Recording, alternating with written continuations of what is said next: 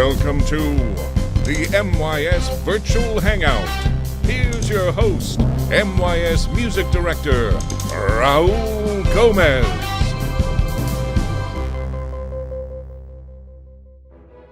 Good evening, everybody, and welcome to another MYS Virtual Hangout. This is episode 63, and my guest tonight is violinist Karla Donehew Perez, a member of the Catalyst String Quartet, which will be presented this Saturday, February 13 at 7 p.m. in an online virtual concert by Chamber Music Northwest. Karla Donehew Perez, bienvenida al MYS Virtual Hangout número 63. ¿Cómo estás? Súper bien, gracias por tenerme aquí. Bueno, un placer tenerte como invitada. It's great to have you. So first of all, let me ask you, where in the world are you right now? I'm in New York City. And is that where the whole quartet is based also? Yes, Okay. mostly. Although Abby is part-time living between Philadelphia and New York. So Okay. with the Right. pandemic, it's hard. So are you guys potting together? How are you handling this whole situation?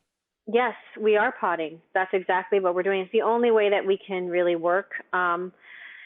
We, at first, when everything happened, we had to just not see each other for a long time. So many months, even though Carlos, the cellist in my quartet, he lives only a few blocks away from me, I didn't see him for a while. And that's really strange for us because a string quartet, we're always together and working Yeah, a lot. you're a family. Yeah, and the violist and I are married, Paul. So we, of course, saw each other because we lived together. So we spent a You're lot kind of time stuck together. together. Yeah, exactly. No, it was hard, but that it was necessary to know what was happening and to understand the pandemic and understand sort of like where it was going to go. We were all kind of in a holding pattern, and then once we figured out, the proper precautions to take and everything, then we decided to pod and we started to work. And, we've been fortunate to be able to maintain some work. Being a small Yes. ensemble, we're our own bosses. We can still be flexible and find ways to do things. Yeah. I'm thankful for that. Yeah. Well, to those viewers who don't know anything about the Catalyst Quartet, would you mind, Karla, giving us basically a short story of the ensemble, how it started, when it started, and what's happened over the last, I believe, 10 years? Yes, 10 years. Yes. It's hard to believe for me. So the Catalyst Quartet was founded in 2010 and by the Sphinx organization. And if you don't know about the Sphinx organization, it's an organization based in Detroit that promotes diversity in classical music. Now, when they first started, they were mainly a competition for young Black and Latino string players, and we had all participated. As the organization grew into this really important and wonderful thing that they are now, they decided that they wanted to find ways to help their alums from the competition to foster careers and kind of give people opportunities. And so they helped us start the quartet, which is really amazing. And that was 10 years ago. And since then, we have taken off. We still maintain a really close relationship with Sphinx, although we maintain our own career and we do all of our own, Right. managing and all that kind of stuff. But that's basically how we started. And we are now based in New York City, which we already said. Other than that, I'm not sure. Yeah, well, but in 10 years, it's really cool to see how many amazing things the quartet has done and the ways in which it has grown, So I have a couple of follow-up questions there. Were you and your husband married before the quartet got formed? No. So yeah, I know that's always a funny question, a funny story. But he actually joined the quartet in its third year, and we were really close. very good friends. always from the beginning. His family and my family are very similar. He's also Puerto Rican, although he didn't grow up in Puerto Rico like I did, but he has all of the cultural, Sure. Things. And we just had a lot in common. Always very close. So we were very, very good friends for about a year. And then we started dating I think it was a bit of a surprise for our colleagues, but they quickly realized that it was a very serious thing. Sure. And that was 7 years ago. So we've been married now for almost 4 years. Very cool. So was there like a conversation, like, you guys, we have to tell you something, we're dating type of? No, actually, the funny thing is that our colleagues felt our closeness first, and they were the ones who brought it up before we had even talked about how we felt about each other. So in a way, it's their fault. Well, that's so cool. I really love that. And you guys have an upcoming virtual performance that you're going to be presenting this Saturday with Chamber Music Northwest here in Portland. And it's a super exciting program. So would you mind please sharing about that, and what can we expect? Absolutely. So this is going to be a program from our Uncovered project. So about 3 years ago, after hearing a lot of really amazing music that we didn't know well and were very surprised to see that was not getting the attention it deserved, we decided to embark on a really big project, which was to record the string quartet applicable repertoire by historically important Black composers, Samuel Coleridge Taylor, Coleridge Taylor Perkinson, Florence Price, Chevalier de Saint George, William Grant Still, George Walker, and that was it. All 6 of those composers, and it has turned into this really large project, which is going to be multi-album releases over the next few years. So we just released the first one, which is Volume 1, first album, and that's Samuel Coleridge Taylor's chamber music, and that includes a piano quintet with Stuart Goodyear and a clarinet quintet with Anthony McGill, and then a string quartet that Samuel Coleridge Taylor wrote. And so the reason I tell you all this, which is a long way to tell you about the program, is that this program is part of this project, right? So you're going to hear the Fantasy-Stücke by Samuel Coleridge Taylor, which is on the first volume of the albums that are coming out. And then you will hear Florence Price's 5 folk songs, which we will be recording in the spring, all of her works. And then to end, you're going to hear Coleridge Taylor Perkinson String Quartet Number 1, which is going to be on one of the future volumes after the Florence Price volume. Very cool. So this program is sort of a combination of music that you have already recorded, in the case of the Coleridge Taylor Fantasy-Stücke, and pieces you will record. Mm-hmm. However, you all get together to record this performance we're going to experience. Yes. Yeah. Yes. Okay. You were generous enough to share with us a video of you guys playing music by Florence Price. So I would love to ask you to introduce that, and then I'd love to ask you a little bit more in depth about these 3 pieces we're going to hear on Saturday. Sure. So this is Florence Price's 5 folk songs. You'll be hearing the first folk song titled Calvary. And for those of you that don't know about Florence Price, she was a really incredible woman. She was the first African-American woman to have her work premiered by a major symphony orchestra. It's a really big deal. She went to the New England Conservatory. She was a child prodigy. But in a time when there was a lot of problems with racism and gender equality, and so it was really hard for her to get her music out there, and despite that, she was still able to. So this work is wonderful. It's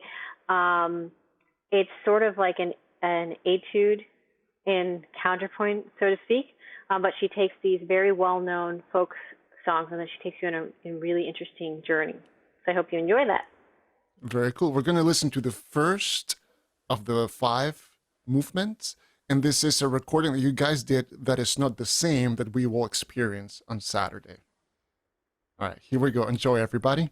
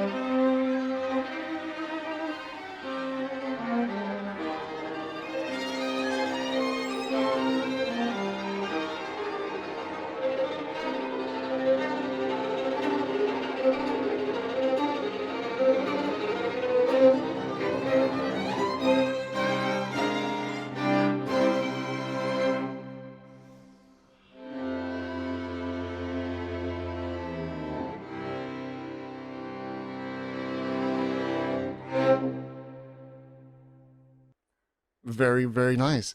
And you know, Karla, I wanted to tell you that I am personally so excited to see the music of Florence Price being, you know, I don't like using the word rediscovered because it was always there. It's like, you know, we're Hmm. finally giving it the recognition that it deserves. But I'm also excited to tell you that Metropolitan Youth Symphony students are very familiar with her because we performed the US West Coast premiere of her Symphony Number 1 back in Wow. 2019. And then we took that piece on tour to Italy and Austria in the summer of 2019. And Beautiful. we all loved playing that piece. It was a wonderful process for the whole orchestra. And we're very excited that, you know, to see her music resurfacing. Um, let's talk a little bit about the Coleridge Taylor Fantasy. So, what can you share about that particular work, and how was the recording process for it? Sure. Coleridge Taylor, Samuel Coleridge Taylor, we should clarify because they're Right. Coleridge We have Taylor two. Perkins. So Yeah. Samuel Coleridge Taylor was really an amazing. He has a really interesting story, life story. You know, he was actually quite popular when he was alive, and then it kind of dwindled away. When he was alive, Edward Elgar said that he was probably one of the best composers that he knew and had ever heard. You know, he really advocated for him. So I think it's really interesting to see that. But this, for a lot of the same reasons that we're hearing these composers, you know, lose their fame, and he actually died in poverty, and a lot of the works that he a lot of the work that he did, he was a little bit taken advantage of, you know. So it's like it's kind of a sad thing to see that he had this moment and then people kind of forgot about him. His work is very romantic. It's beautiful. I would say that it's very much its own language, and I think it could live up there with the other great romantic pieces. So I mean, I think it's really wonderful.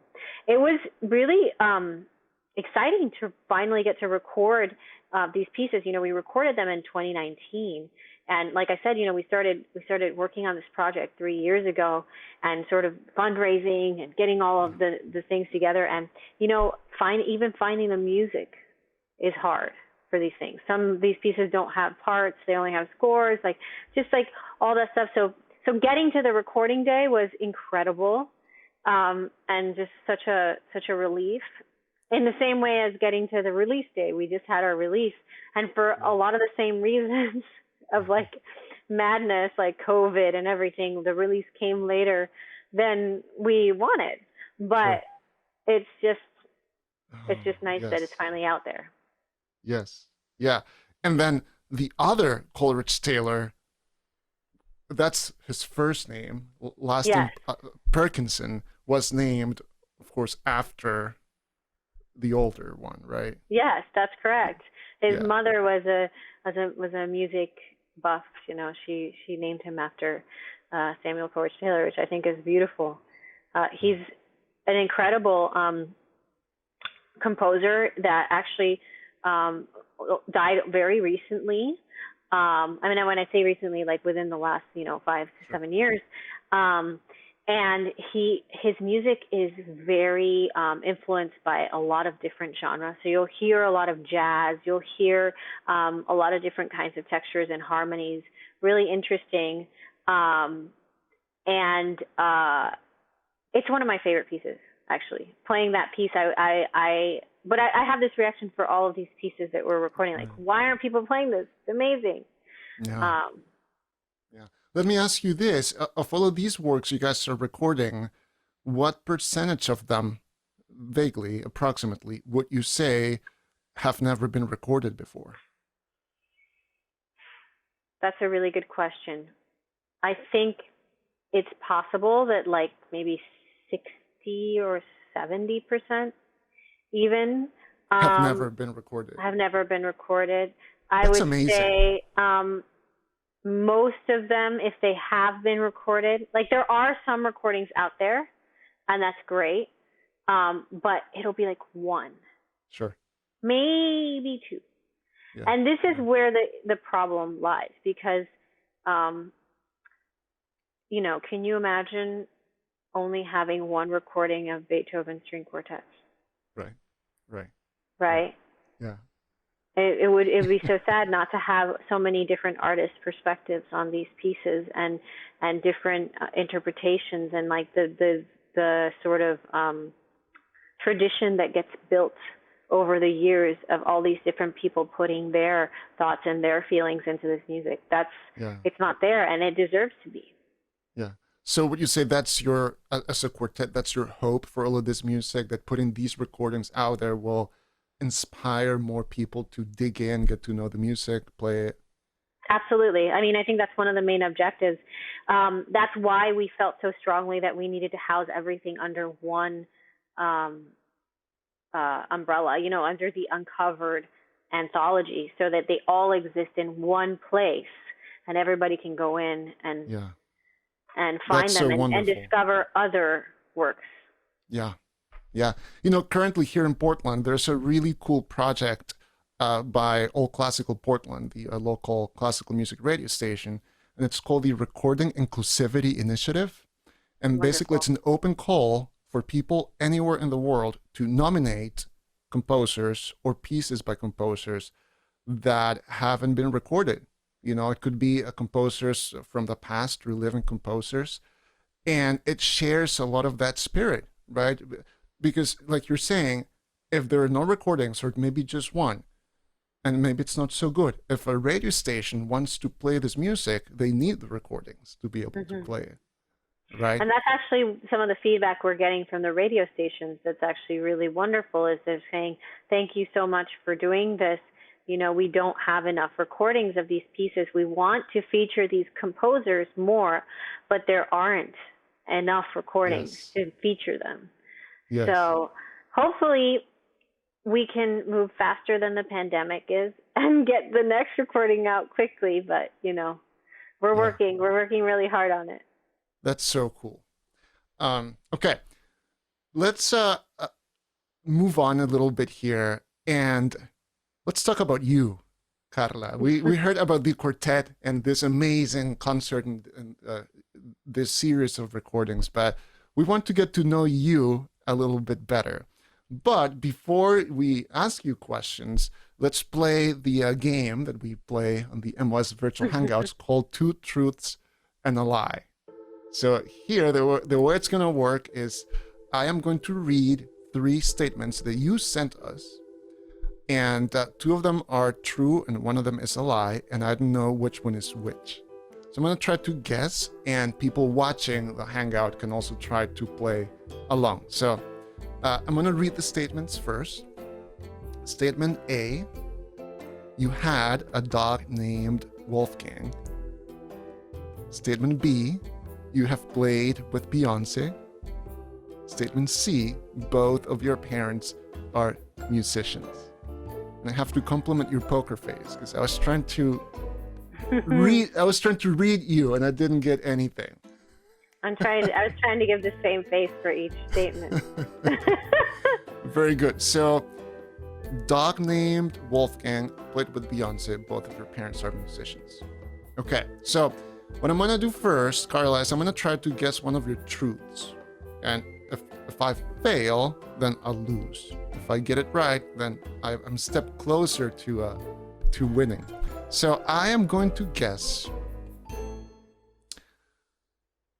that statement C, both of your parents are musicians, is a true statement.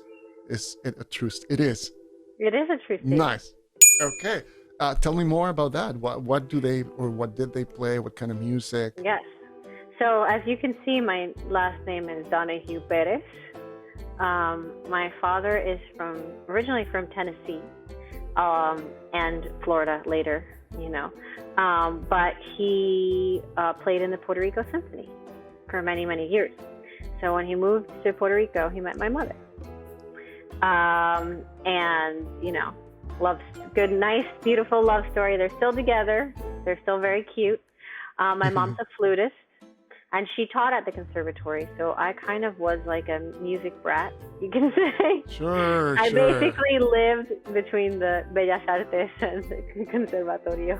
Wow. Yeah. And what does your dad play? I'm sorry if you said it Violin. already. He's a violinist. Yeah. Okay.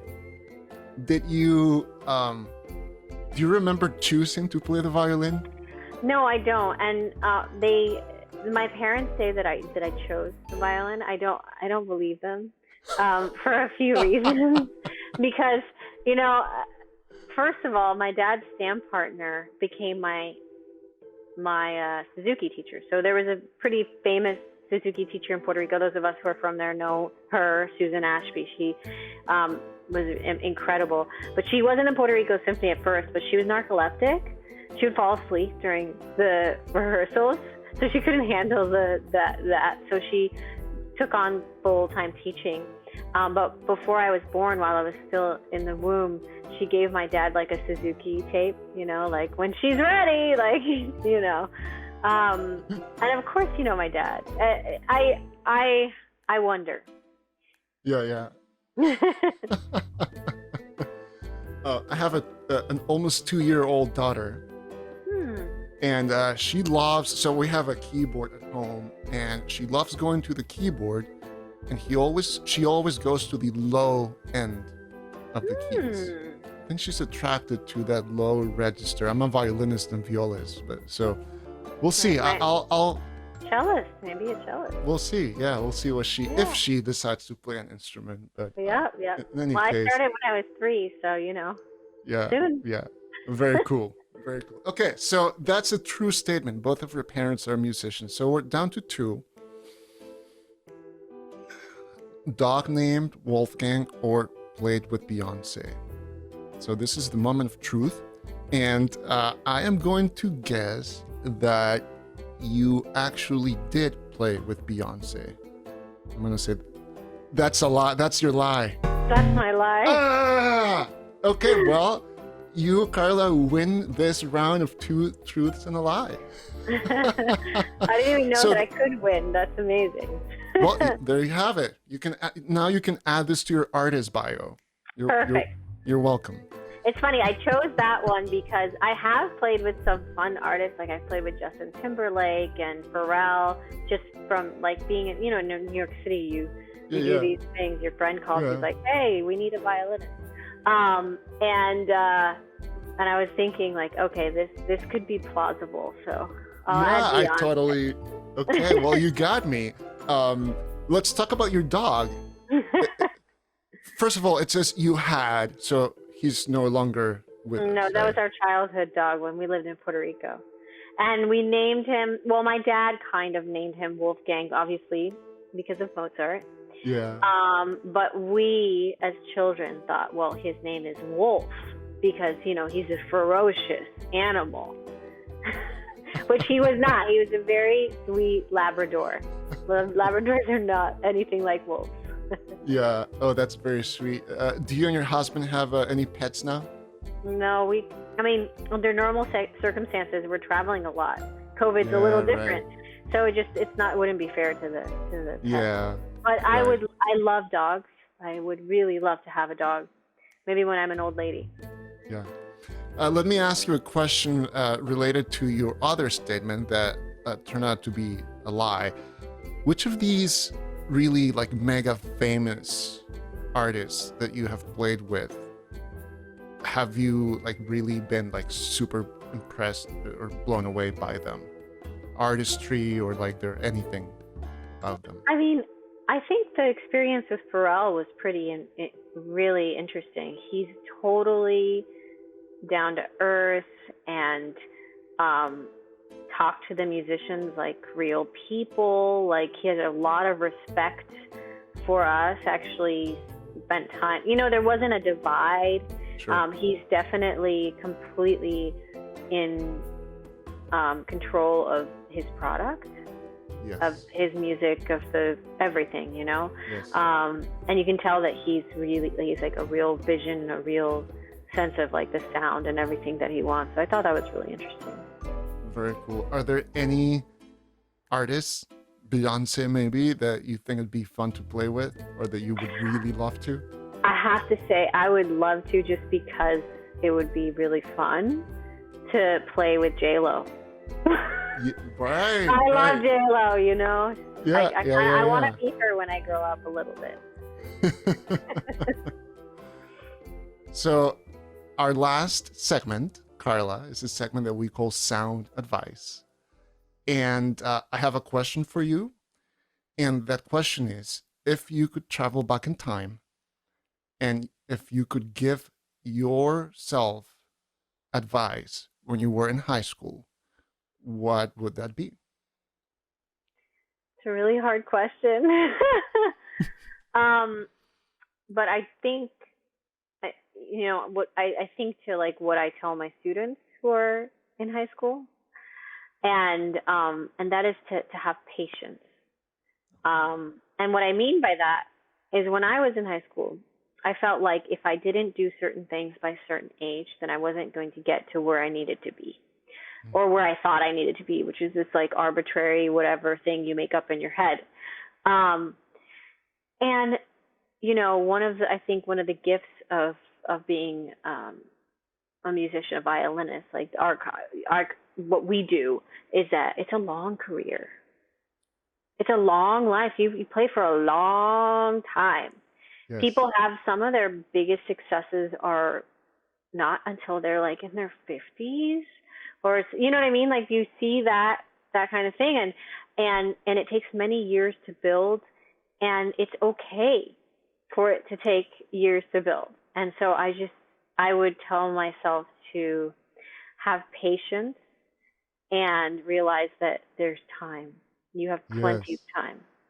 Yes. That's such great advice. And not only in the sort of big picture that you're describing, but, even in the practice room.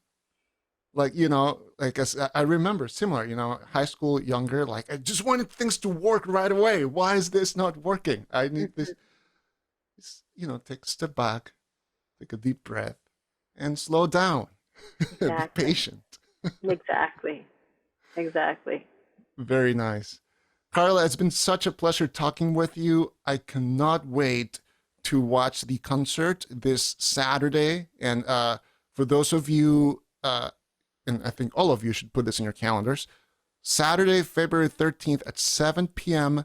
Pacific is when this concert will premiere. Go to Chamber Music Northwest's social media or their website, and you'll find out how to watch. And I also hope that we get to see all four of you live in person here in Portland sometime in the near future. Me too. I love Portland. I want to go back. And we'll be waiting for you guys. Thank you again, Karla, and we'll see you guys on Saturday. Thank you again to Karla Donehew Perez, and thank you to Chamber Music Northwest. Now, if you didn't add this to your calendar yet, please do it now. This Saturday, 7 p.m., Chamber Music Northwest presents the Catalyst Quartet, music by Samuel Coleridge Taylor, Florence Price, and Coleridge Taylor Perkinson. Check it out. I know I will be watching. Thank you for joining me for another MYS Virtual Hangout. Take care.